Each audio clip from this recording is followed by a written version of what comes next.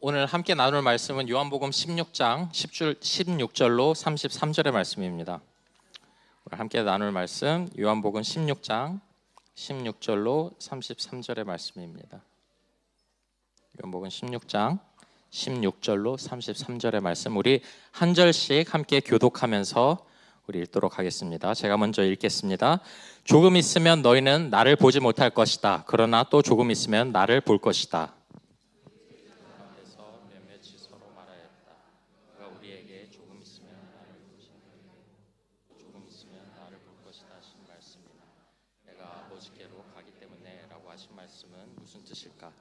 그들은 말하기를 도대체 조금 있으면 이라는 말씀이 무슨 뜻일까? 우리는 그가 무엇을 말씀하시는지 모르겠다 하였다. 자기에게 물어보고 싶어하는 마음을 아시고 그들에게 말씀하셨다. 내가 조금 있으면 너희가 나를 보지 못하게 되고 또 조금 있으면 나를 볼 것이다 한 말을 가지고 서로 논의하고 있느냐. 내가 진정으로 너희에게 말한다. 너희는 울며 애통하겠으나 세상은 기뻐할 것이다. 그러나 너희가 근심에 쌓여도 그 근심이 기쁨으로 변할 것이다. 여자가 산할 때는 근심에 잠긴다. 진통할 때가 왔기 때문이다. 그러나 아이를 낳으면 사람이 세상에 태어났다는 기쁨 때문에 그 고통을 더 이상 기억하지 않는다. 이와 같이 지금 너희가 근심에 쌓여 있지만 내가 다시 너희를 볼 때에는 너희의 마음이 기쁠 것이며 그 기쁨을 너희에게서 빼앗을 사람이 없을 것이다. 내가 진정으로 너희에게 말한다. 너희가 아버지께 구하는 것은 무엇이나 아버지께서 내 이름으로 주실 것이다. 지금까지는 너희가 아무것도 내 이름으로 구하지 않았다. 구하여라. 그러면 받을 것이다. 그래서 너희의 기쁨이 넘치게 될 것이다. 다시는 내가 비유로 말하지 아니하고 아버지에 대하여 분명히 말해줄 때가 올 것이다. 그날에는 너희가 내 이름으로 아버지께 구할 것이다. 내가 너희를 위하여 아버지께 구하겠다는 말이 아니다. 아버지께서는 친히 너희를 사랑하신다. 그것은 너희가 나를 사랑하였고 또 내가 하나님께로부터 온 것을 믿었기 때문에. 나는 아버지에게서 나와서 세상에 왔다. 나는 세상을 떠나서 아버지께로 간다. 그의 제자들이 말하였다. 보십시오. 이제 밝히어 말씀하여 주시고 비유로 말씀하지 않으시니 이제야 우리는 선생님께서 모든 것을 알고 계시다는 것과 누가 선생님께 물어볼 필요가 없을 정도로 환히 알려주신다는 것을 알았습니다. 이것으로 우리는 선생님이 하나님께로부터 오신 것을 믿습니다. 보아라, 너희가 나를 혼자 버려두고 제각기 자기 집으로 흩어져 갈 때가 올 것이다. 그때가 벌써 왔다. 그런데 아버지께서 나와 함께 계시니 나는 혼자 있는 것이 아니다. 내가 이것을 너희에게 말한 것은 너희가 내 안에서 평화를 얻게 하려는 것이다. 너희는 세상에서 환난을 당할 것이다. 그러나 용기를 내어라. 내가 세상을 이겼다. 아멘. 우리 함께 기도하겠습니다. 사랑과 은혜의 주님, 오늘도 주의 말씀을 대할 수 있는 이 귀한 아침, 이 귀한 하루를 허락해 주셔서 감사합니다. 저희들 이 말씀을 들을 자격조차 없었고 또한 들을 수 있는 귀도 없었습니다. 하지만 주께서 성령을 통하여 우리들에게 밝히 알려주시고 또한 보여주시니 저희들이 이제야 이해할 수 있고 깨닫게 된 줄로 믿습니다. 그러므로 간절히 바라오니 성령께서 이 모든 말씀 조명하여 주시고 예수님께서 말씀하신 이 모든 것들이 내 가슴 속에 새겨지는 귀한 말씀이 되게 하셔서 우리가 일주일을 살아가는 또는 우리의 평생을 살아가는 귀한 말씀이 되게 하여 주시옵소서. 주께서 부활하셨다는 사실로 감격하는 오늘 하루가 되게 하여 주시옵소서. 또한 오늘 하루뿐만이 아니라 매일매일을 주의 부활로 말미암아 기뻐하는 우리 모두가 되게 하여 주시옵소서. 예수님의 이름으로 기도드립니다. 아멘.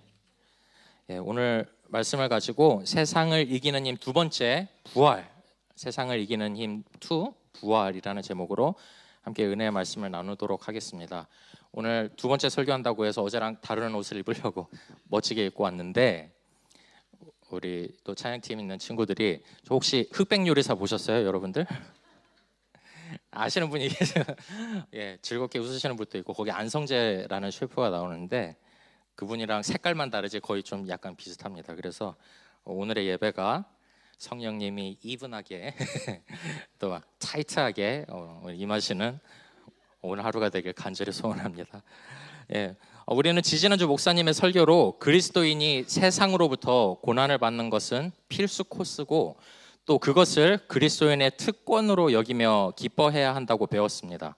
그리고 지난주에는요, 예수님께서 보내주시는 성령으로 성도들이 세상이 주는 고난을 이겨내는 힘과 능력을 받았다라는 것을 배웠습니다. 오늘은 예수님께서 알려주시는 세상이 주는 고난을 모두 이겨낼 수 있는 두 번째 힘입니다. 그 두 번째 힘은 바로 예수 그리스도의 부활입니다. 오늘 말씀 16절을 함께 보겠습니다. 조금 있으면 너희는 나를 보지 못할 것이다. 그러나 또 조금 있으면 나를 볼 것이다. 예수님께서는 지금까지 바로 15절까지 성령에 대한 이야기를 하시다가 갑자기 조금 있으면이라는 기간을 얘기하시면서 빠른 시간 안에 이루어질 어떤 이야기들로 내용을 전환시키고 계십니다. 첫 번째 조금 있으면 생길 일은 자신의 십자가에 달려 겪게 될 죽음에 대한 이야기이고요. 또 두 번째 나오는 조금 있으면 생길 일은 3일 만에 제자들에게 보이실 당신의 부활에 관한 이야기입니다. 성령이 주는 유익들에 이어서 예수님 당신의 부활이 이제 고난을 받게 될 제자들에게 어떠한 힘이 되어줄지를 말씀하고자 하는 그 전환점, 그 트랜지션이 바로 오늘 이 말씀입니다. 그리스도의 부활은 그저 우리가 지식으로 알아야 할, 우리가 그저 성경에서 읽고 아는 그 어떤 사실이 아니라 우리를 승리케 하는 힘과 능력이 있는 줄로 믿습니다. 많은 나라가, 특히 이 기독교 정신으로 세워진 나라들이 기념하면서 공휴일로 지정한 중요한 두 날이 있습니다. 바로 첫 번째가 예수님의 탄생일인 크리스마스고요. 그리고 두 번째가 예수님의 부활하심을 기념하는 이스터, 부활절입니다. 예수님께서 이 세상에 오신 날만큼 중요한 날이 예수님께서 부활하신 날인 줄로 믿습니다. 사도 바울도 고린도전서 15장을 통해 그리스도의 부활이 복음 가운데 얼마나 중요한 자리를 차지하고 있는지 알려주고 있습니다. 고린도전서 15장 14절에 이 말씀이 있어요. 그리스도께서 살아나지 않으셨다면 우리의 선포도 헛되고 여러분의 믿음도 헛될 것입니다. 그리고 17절에서도 또 이렇게 이야기합니다. 그리스도께서 살아나지 않으셨다면 여러분의 믿음은 헛된 것이 되고 여러분은 아직도 죄 가운데 있을 것입니다. 사도 바울은요, 그리스도의 부활이 없으면 우리가 믿는 모든 것이 쓸모없다라고 두 번이나 강조하면서 이야기하고 있습니다. 다시 말하자면 부활은 우리가 믿음으로 행하는 모든 것들, 즉 우리가 지금 주일마다 나와 드리는 모든 예배, 예수님의 이름으로 하는 모든 기도, 그리고 예수님께서 세우신 교회를 위해, 그리고 선교로 세상을 섬기는 이 모든 사역들의 구심점이 된다라는 것입니다. 예수님의 부활이 우리를 믿음으로 살게 하는 원천적인 힘을 준다는 사실을 믿는 여러분들 다 되시길 주님의 이름으로 축복하며 기도합니다. 그래서 예수님의 제자들은요, 이 부활 소망 하나로 세상에 주는 모든 고난을 다 이겨낼 수 있는 힘을 얻을 수 있었습니다. 히브리서 기자는 11장에 이렇게 이야기해요. 믿음으로 여자들은 죽었다가 부활한 가족을 다시 맞아야 했습니다. 또 어떤 이들은, 믿는 자들 중에 어떤 이들은 고문을 당하면서도 더 좋은 부활의 삶을 얻고자 하여 구태여 노연하기를 바라지 않았습니다. 제자들은 부활 소망으로 말미암아 예수를 위해 고난받거나 심지어 죽을 수도 있었습니다. 이런 담대함과 이런 힘의 원천은 바로 그리스도의 부활로부터 나온 것인 줄로 믿습니다. 그리스도의 부활이 없으면 그들이 죽어야 할 어떠한 이유도 없었습니다. 그리스도의 부활이 없었으면 그들이 믿음을 지켜야 할 어떠한 이유도 없었습니다. 예수의 부활은 우리의 모든 것을 변화시키는 줄로 믿습니다. 그렇다면 구체적으로 예수님의 부활은 우리를 어떻게 변화시켜서 세상을 이길 힘을 주시는 것일까요? 예수님의 부활이 우리에게 주는 구체적인 유익은 무엇일까요? 오늘 말씀을 통해서 함께 알아가 보도록 하겠습니다. 우리 첫 번째, 예수님의 부활이 우리들에게 주는 유익 첫 번째는요, 예수님의 부활은 세상을 이길 기쁨을 준다라는 것입니다. 예수님의 부활은 세상을 이길 기쁨을 줍니다. 오늘 말씀 20절이에요. 내가 진정으로 너희에게 말한다. 너희는 울며 애통하겠으나 세상은 기뻐할 것이다. 그러나 너희가 근심에 쌓여도 그 근심이 기쁨으로 변할 것이다. 제가 이전에 요한복음 10장의 설교를 통해서 이야기한 다시 한번 진정으로 너희에게 말한다. 아멘 아멘 레고 후민 이라는 표현을 또 쓰시고 계십니다. 요한복음 10장 때 아까 전에 이야기한 것처럼 예수님께서 정말 중요한 말씀을 이르실 때 쓰는 표현인데, 정말 이것을 이야기함으로 말미암아 오늘 이야기하는 20절부터 나오는 이 말씀이 정말 중요하다라며 강조하시는 것입니다. 그리고 또 뒤에 나오는 울다라는 단어는요, 요한복음에서 몇 번 등장하는 단어인데 전부 죽음과 연관된, 죽음과 연결되어져 있는 울음이었습니다. 즉 모든 울음은 죽음과 연결되었었다라는 것이죠. 즉 예수님의 죽음으로 제자들은 울며 애통하는 날이 찾아올 건데, 세상은 이 예수님이 없음을 기뻐한다라는 것입니다. 죄악된 세상을 다스리는 사탄과 악한 영들에게는 예수님이 없어야 죄가 해결될 수 없다는 것을 알기에 기뻐하는 것입니다. 하지만 예수님을 구세주로 믿는 그 백성들에게는 이것이 너무나 큰 상실감과 감정적인 고통이기 때문에 괴로워한다라는 것입니다. 하지만 그 고통들이 이루 말할 수 없는 넘치는 기쁨으로 변화되는 날이 찾아오는데, 그날이 바로 예수님께서 부활하시는 날이다라고 말씀하고 계십니다. 예수님은 고통을 그저 위로만 하시는 것으로 그치는 분이 아니라는 것을 믿으시기 바랍니다. 예수님의 부활은 우리의 고통을 이루 말할 수 없는 넘치는 기쁨으로 변화시키는 그 힘과 능력이 있다는 것을 믿으시는 여러분들 다 되시길 바랍니다. 물론 이 세상도 우리가 힘든 일을 겪을 때 위로하거나 힘을 주는 것처럼 보여요. 하지만 그들에게는 이 고통을 기쁨으로 변화시킬 수 있는 그 능력과 힘은 없습니다. 아주 잠깐 동안의 위안을 줄 뿐입니다. SNS에 보면 이환천이라는 시인이 있습니다. 혹시 아시는 분이 계시는지 모르겠지만 아마 아무도 모르시는 것 같아요. 저같이 이제 막 매니아 같은 사람들만 아시는, 좀 어떤 굉장히 재미있게 좀 평소에 쓰는 말로 시를 쓰시는 분이 계세요. 이분의 시 중에 사람들에게 위로를 주려고 그런 의도로 쓰여진 시들이 몇 가지 있습니다. 그 중에 하나가 긍정의 힘이라는 제목의 시인데요, 시가 이렇게 써져 있어요. 괴롭거나 힘든 일을 해결할 땐 찡그리며 아니라고 하지 말고 웃으면서 응하세요. 법적 대응. 이렇게 웃으셔서 감사합니다. 또 있어요. 위로라는 시가 있습니다. 위로. 어떠한 말들로도 위로가 잘 안 될 땐 음식을 위로 넣어. 조금씩 웃음소리가 커지고. 응원이라는 시가 또 있어요. 힘이 들 땐 툭툭 털고 일어나요. 힘이 들게 하는 놈들 강냉이를 털으라고. 근데 이분의 시 중에 마치 오늘 말씀에 나오는 이 세상에, 이 예수님에 대한 마음, 세상이 바라보는 그 예수님에 대한 어떤 그 모습들을 대변하는 것 같은 시가 하나 있었습니다. 바로 그 제목이 천국이라는 제목의 시예요. 천국. 예수님이 있든 없든 지옥 같은 현실에서 어떻게든 버티려고 천국 간다 김밥 사러. 예수님을 믿지 않는 자들에게 현실은 늘 지옥인 것 같습니다. 심지어 믿는 자들이라 말하면서도 현실을 지옥처럼 느끼는 사람들도 있습니다. 그런 사람들에게 가장 필요한 것은 김밥 사러 가는 천국이 아니라 바로 예수님께서만이 주실 수 있는 부활의 소망인 줄로 믿습니다. 이러한 세상의 위로와 비교될 수 없는 예수님의 부활 소망이 주는 기쁨을 예수님은 다음과 같이 비유하고 계세요. 21절의 말씀입니다. 여자가 해산할 때는 근심에 잠긴다. 진통할 때가 왔기 때문이다. 그러나 아이를 낳으면 사람이 세상에 태어났다는 기쁨 때문에 그 고통을 더 이상 기억하지 않는다. 지난주에 오랜만에, 지금 오늘도 오셨는데 우리 사랑하는 윤여섯 집사님하고 김수진 집사님 가정에 오셨어요.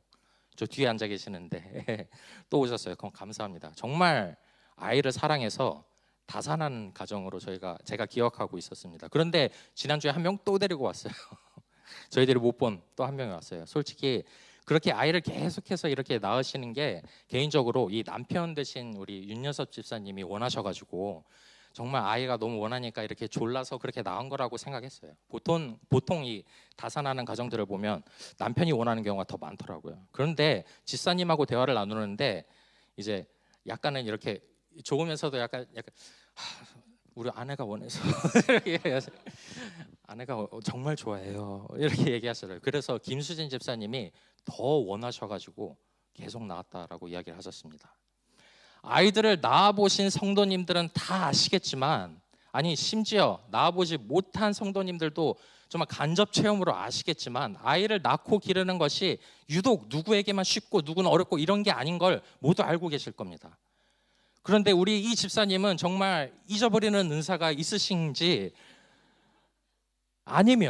혹시 아니면 이 수진 집사님에게는 이 낳는 고통을 이길 만한 무언가가 있는 건 아닐까라는 생각이 들었습니다. 저는 그것이 아이를 처음 마주할 때 정말 엄마들이 이루다 표현할 수 없는 그 환희와 기쁨이라고 믿습니다. 고통을 이겨내기 위해 필요한 것은 위로만이 아닙니다. 물론 위로도 필요하겠지만 그 자체로 고통을 이길 수는 없습니다. 위로 뒤엔 반드시 또 다른 고통이 그 사람을 기다리고 있기 때문입니다. 위로는 임시 방편입니다. 그래서 고통을 근본적으로 이겨내기 위해선 고통을 뛰어넘는 무언가가 필요한데, 그것이 오늘 이야기하는 주님의 부활이 주는 기쁨인 줄로 믿습니다. 그리고 그 기쁨은 고통을 주는 세상도 빼앗을 수 없는 그냥 일시적인 위로가 아닌 영원한 기쁨이 되는 줄로 믿습니다. 22절 말씀이에요. 우리 다 같이 한번 읽어볼까요? 시작. 이와 같이 지금 너희가 근심에 쌓여 있지만 내가 다시 너희를 볼 때에는 너에게서 빼앗을 사람이 없을 것이다. 예수님의 부활은 고통을 뛰어넘는 위대하고 영원한 기쁨을 주는 줄로 믿습니다. 두 손과 옆구리를 못과 창에 찔려 죽음에 이른 주님은요, 부활로 그 죽음을 승리하신 줄로 믿습니다. 그리고 그 승리가 예수님의 부활을 넘치게 기뻐하는 우리에게도 임하는 줄로 믿습니다. 그런데 문제는 우리에게 이 부활의 소망과 기쁨이 매일같이 이어지지 않을 때가 많다라는 것입니다. 잘하면 1년에 한 번 정도, 아니면은 조금 한 달에 한 번 정도, 설교 들을 때 정도, 일주일에 한 번 정도지 매일같이 이어지지 않을 때가 참 많다라는 것이에요.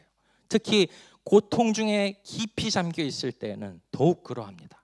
그때 예수님께서 제자들에게 주시는 특별한 방법이 있었습니다. 23절과 24절의 말씀이에요.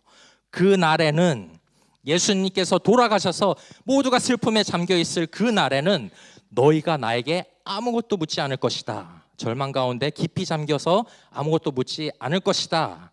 내가 진정으로, 다시 한번 진정으로 너희에게 말한다. 너희가 아버지께 구하는 것은 무엇이나 아버지께서 내 이름으로 주실 것이다. 지금까지는 너희가 아무것도 내 이름으로 구하지 않았다. 구하여라. 그러면 받을 것이다. 그래서 너희의 기쁨이 넘치게 될 것이다. 깊은 절망의 수렁에 빠져서 기도조차 할 수 없을 때, 말조차 할 수 없을 때 우리에게 필요한 건 아이러니하게도 기도인 줄로 믿습니다. 특히 예수 이름으로 드리는 이 기도는 우리에게 놀라운 만족과 기쁨을 주는 줄로 믿습니다. 세상이 주는 고통 속에서도 주님의 이름으로 기도하면 부활의 기쁨을 받고 세상이 주는 고통을 모두 다 이겨내는 줄로 믿습니다. 예수 부활의 소망으로 고난을 승리하는 여러분들 되시길 바랍니다. 또한 예수 부활의 기쁨으로 세상을 넉넉히 이겨내는 여러분들 다 되시길 주님의 이름으로 축복하며 기도드립니다. 두 번째, 우리 예수님의 부활이 주는 유익은요, 예수님의 부활은 세상을 이길 평안을 준다라는 것입니다. 예수님의 부활은 세상을 이길 평안을 줍니다. 오늘 말씀 33절이에요. 내가 이것을 너희에게 말한 것은 너희가 내 안에서 평화를 얻게 하려는 것이다. 너희는 세상에서 환난을 당할 것이다. 그러나 용기를 내어라. 내가 세상을 이겼다. 오늘 하는 이야기를 말씀을 뒤에서부터 다시 앞으로 갔다가 다시 또 조금씩 뒤로 가는, 조금 어렵지만은 좀 제가 자세히 여러분들께 설명드릴 거예요. 그래서 오늘 말씀 한번 잘 들으시면서 같이 좀 집중을 해주셨으면 고맙겠습니다. 예수님께서 지금까지 하신 이 모든 말씀들은요, 제자들에게 평화를 얻게 하기 위함이다라고 이야기하고 계세요. 당신의 십자가 죽음, 부활, 그리고 성령을 보내주시는 이 모든 일련의 절차가 모두 제자들의 마음에 평안을 심겨 주시기 위함이다라는 것입니다. 그리고 그 평안은 제자들이 당하게 될 환난 중에서도 용기를 준다, 용기를 내어라 라고 이야기를 하실 수 있을 만큼 정말 큰 힘이 된다라는 것입니다. 그런데 이 용기는요, 단순히 외적인 핍박으로 인한 육체적인 어떤 아픔으로 인한 두려움을 이길 그런 용기만 포함된 것이 아니라 내적인 갈등과 연약한 믿음으로 인해 생길 마치 자기 자신을 향한 실망감도 포함한 그것 실망감도 이길 수 있는 그런 용기다라는 것입니다. 32절의 말씀을 한번 읽어보도록 하겠습니다. 보아라, 너희가 나를 혼자 버려두고 제각기 자기 집으로 흩어져 갈 때가 올 것이다. 그때가 벌써 왔다. 그런데 아버지께서 나와 함께 계시니 나는 혼자 있는 것이 아니다. 보아라, 나를 혼자 버려두고 다 흩어질 것이다. 그리고 그때가 벌써 지금이다. 예수님은 지금 제자들에게 이렇게 일러주고 계십니다. 바로 며칠 뒤면, 바로 주말만 다가오면 너희들이 나를 배신하고 자기 집으로 돌아가서 흩어질 거야 라고 말씀하십니다.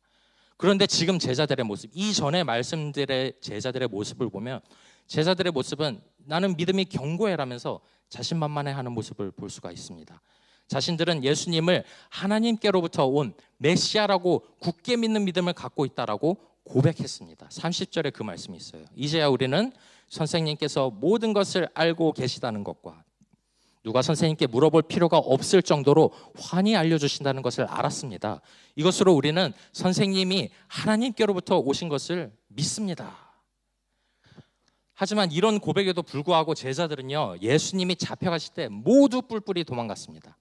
자신은 절대 예수님을 떠나지 않겠다 고백했던 그 베드로도 3번이나 예수님을 부인했습니다.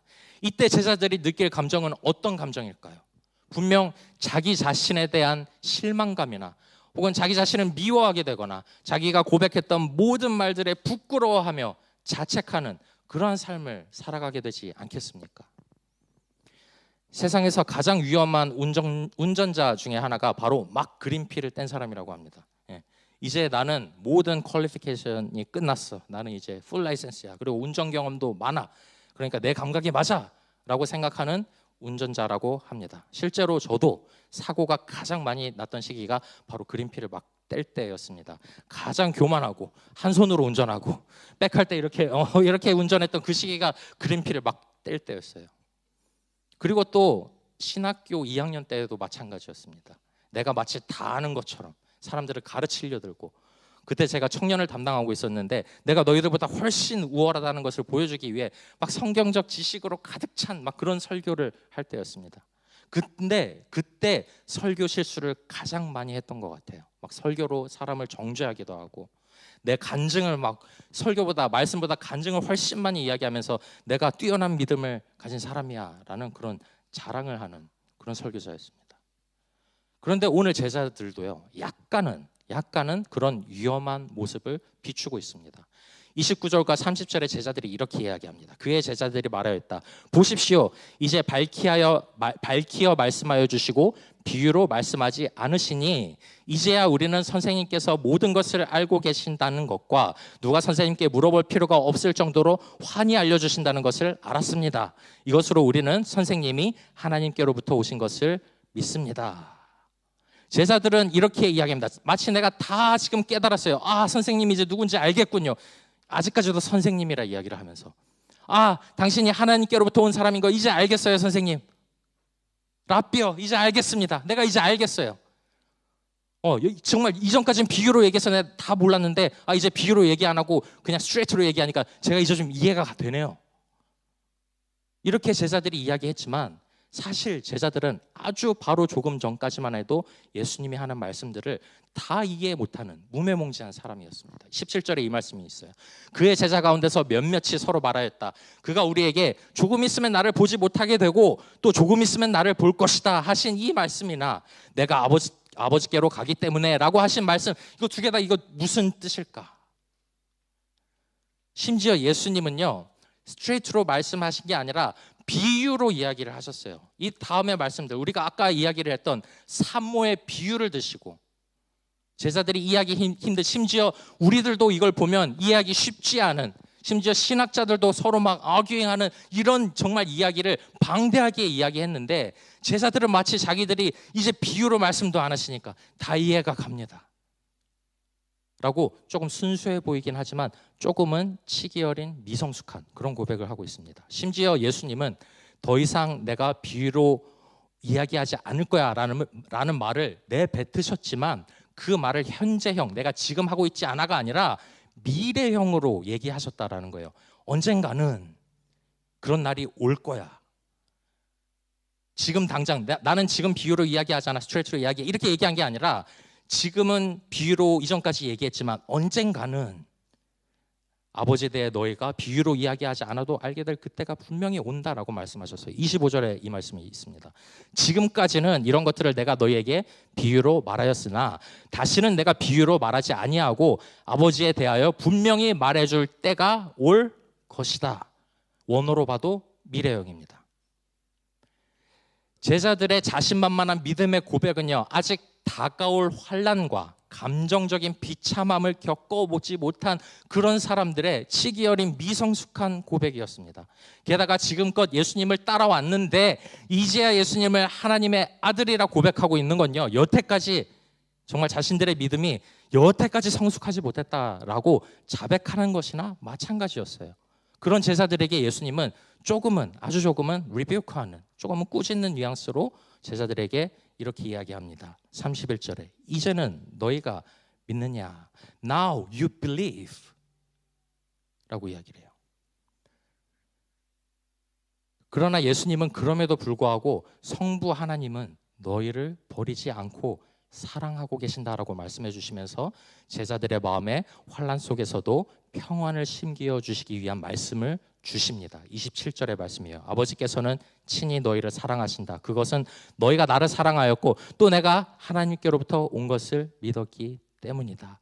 너희가 나를 믿었지. 그러면 너희는 하나님과 연합된 사람이야. 그 하나님이 너희를 친히 사랑한다. 너가 하나님과 직접적인 교통을 이제 나를 통하여 할 수 있어. 너희는 양자의 영을 받은 하나님의 자녀다 라는 것을 이야기해 주시는 것입니다. 그리고 또 너네들이 나를 모두 배신해도 나는 절대 혼자가 아니니 걱정하지 말라라는 말씀으로 제자들의 마음에 위안을 주고 계십니다. 32절의 말씀이에요. 보아라, 너희가 나를 혼자 버려두고 제각기 자기 집으로 흩어져 갈 때가 올 것이다. 그때가 벌써 왔다, 지금이다. 그런데 아버지께서 나와 함께 계시니 나는 혼자 있는 것이 아니다. 괜찮아. 이런 일련의 예수님의 말씀들을 종합해 보면 예수님은 이미 제자들의 연약한 마음, 즉 아직은 미성숙하지만 치기 어림으로 가득한 그들의 마음을 아시고 환난 속에서도 자신의 믿음 없음을, 연약함을 자책하지 말고 평안한 마음으로 오히려 용기를 내서 세상의 모든 고난을 이겨내라 말씀하고 계시는 것입니다. 아까 읽었던 33절의 말씀으로 다시 돌아옵니다. 내가 이것을 너희에게 말한 것은 너희가 내 안에서 평화를 얻게 하려는 것이다. 너희는 세상에서 환난을 당할 것이다. 그러나 용기를 내어라. 내가 세상을 이겼다. 앰브로스 레드문이라는 분이 이런 이야기를 하셨대요. 용기란 두려움이 없는 상태가 아니라, 용기라는 것은 내 마음에 두려움이 없어지는 상태가 아니라 두려움보다 중요한 무엇이 있는 것을 인지하는 것이다 라고 하셨습니다. 용기란 두려움이 내 마음속에 없는 게 아니라 이 두려움보다 중요한 어떤 게 있음을 판단하는 것, 그게 바로 용기라고 정의 내리셨습니다. 우리에게 있어서 두려움보다 중요한 무엇은요, 바로 세상을 이기신, 바로 이기셨다는 것을 부활로 증명하신 바로 예수 부활인 줄로 믿습니다. 우리 모두는 언제든 넘어질 준비가 되어 있는 사람들입니다. 감정적으로도 육체적으로도 신앙적으로도 완벽하지 않습니다. 모두가 성숙의 단계로 한 걸음 한 걸음 걸어가고 있는 사람들입니다. 그래서 어쩌면 우리 마음속에 두려움 하나 정도는 가지고 살아가고 있습니다. 경제적인 두려움, 인간관계의 두려움, 책임감에 따른 두려움. 그러나 이 모든 것을 이겨낼 용기를 얻는 힘은 바로 예수님이 주시는 평화인 줄로 믿습니다. 그리고 우리의 두려움보다 훨씬 크신 예수님이 부활을 통해서 성취하신 바로 그 승리가 되는 줄로 믿습니다. 오늘 예수님의 부활을 확신함으로 두려움을 이겨내는 여러분들 다 되시길 소망합니다. 예수님이 세상을 이기셨다는 그 부활의 확신으로 세상을 이기고 평안과 힘을 얻는 여러분들 다 되시길 주님의 이름으로 축복하며 기도드립니다. 오늘의 말씀을 정리하면서 함께 기도하고 성찬을 준비하도록 하겠습니다. 어제와 오늘까지의 말씀으로 우리가 세상을 이길 힘은 성령과 예수님의 부활을 통해서 주어진다라고 우리가 말씀을 통해 발견했습니다. 특히 오늘 말씀을 통해 이 예수님의 부활은 우리에게 기쁨과 평안을 주심으로 세상을 이기게 해주신다라고 알게 되었습니다. 그리스도인들에게 고난은 필수 과목입니다. 열심을 다해 믿는다면 우리는 일터에서나 사람 관계에서나 가정에서나 심지어 교회 안에서도 감정적인 환난을 겪을 수 있습니다. 만일 그런 일들을 내가 겪지 않았다라면 우리는 어쩌면 성실하게 주의 길을 따르지 않는 사람일 수도 있습니다. 고난을 직면하지 못하고 어떻게 하면 피하거나 돌아갈까 생각하는 사람일 수 있습니다. 고난 속에서도 평안을 체험하지 못하고 그냥 편안하게 살려고 하는 사람일 수도 있습니다.